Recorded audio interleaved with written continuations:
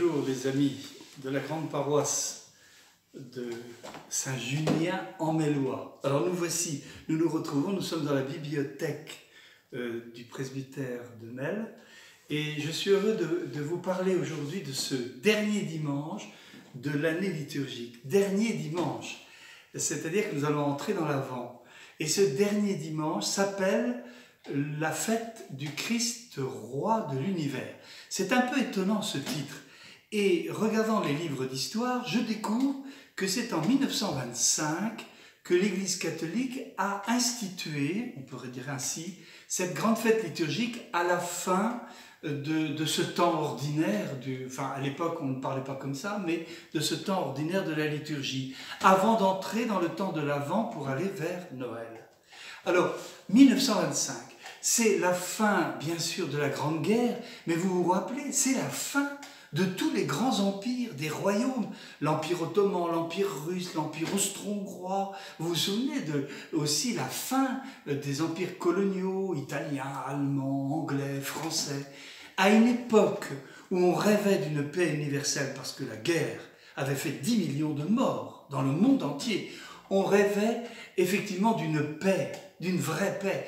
Et l'Église donne cette fête pour fêter une paix retrouvée. Alors ce contexte historique est assez important pour lire aujourd'hui Ézéchiel, le psaume 22, la lettre de Saint Paul aux Corinthiens, qui est toujours très centrale dans notre liturgie du dimanche, et puis Matthieu 25, le fameux chapitre du jugement dernier, comme on dit.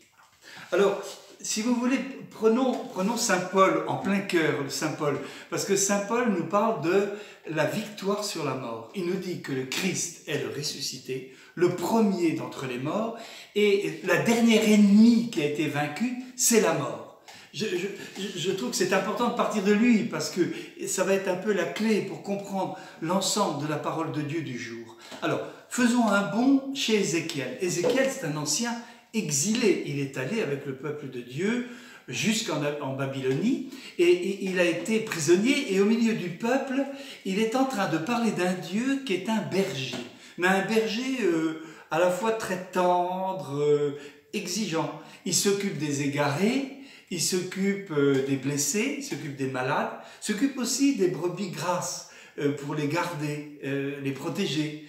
Et c'est un bon père, quoi. Qui s'occupe de son troupeau de brebis, de chèvres, de boucs. Ça, c'est Ézéchiel. Et le psaume 22, d'ailleurs, reprend ça très bien en disant « Tu es mon berger, tu me conduis sur des herbes, sur des champs et des prés d'herbes fraîches. » Enfin, c'est un petit paradis, un petit bonheur, quoi. On est guidé par quelqu'un qui nous aime, quoi. Bon. Alors, ce texte d'Ézéchiel, ce texte du psaume 22, cette sorte de coup de poing de Paul sur la table qui dit « Mais non d'une pipe, la mort a été vaincue, elle a été anéantie définitivement par la résurrection du Fils du Père. » Bon, alors on s'est dit, bon, on va lire maintenant on va lire Matthieu 25 de façon plus agréable, ça va être moins compliqué. Alors on est pris de court, parce que dans Matthieu 25, finalement, on voit un roi, c'est la parabole du roi. On oublie un peu le berger, sauf que ce roi s'occupe de brebis et de boucs, lui aussi. Et il a l'air assez exigeant, puisque le mal, il l'appelle le mal, le bien, il l'appelle le bien. Ça nous traverse tous, ça. Et puis voilà, que le royaume de paix, dont nous étions en train de présager un petit peu les contours avec Ézéchiel, la chaleur du psaume 22, cette paix universelle dont rêvaient tous nos contemporains dans les années d'entre-guerres, eh bien, cette paix, il s'agit des affamés, des assoiffés, des blessés, des nus, des prisonniers, des étrangers, de tous ceux qui sont finalement au bord les plus vulnérables. Aujourd'hui, la pandémie, elle a déjà fait 3 millions de morts. Ouais. Véritable tempête, quoi. Eh bien, nous sommes aujourd'hui appelés à bâtir une paix très inattendue en aimant simplement surtout si nous sommes bien portants, hein, en essayant de nous approcher de ceux qui sont au bord, quoi. Et cette sorte de charité très active, quoi, très concrète, quoi, eh bien, nous fait rencontrer Dieu lui-même. Alors, le Christ dit, ce que vous faites au plus petit d'entre les miens, c'est à moi que vous le faites. Moi, le vainqueur de la mort, c'est à moi que vous le faites. C'est-à-dire, le pauvre que vous aidez, il est vainqueur de la mort.